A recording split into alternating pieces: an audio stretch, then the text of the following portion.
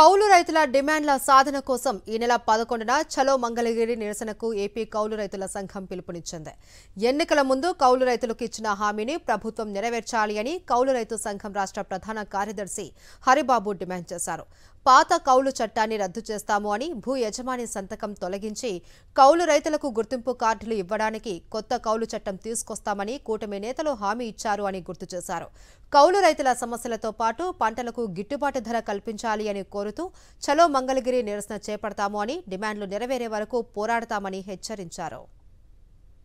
యజమానుల వివరాలు సేకరిస్తున్నారు. ఇప్పుడు భూ యజమానుల వివరాలు మాత్రమే తీసుకుంటే భూ యజమానులకు మాత్రమే అన్నదాత సుఖీభావ 20,000 ఇస్తారా? కౌలు రైతుల వివరాలు ఇంకా సేకరించట్లేదు.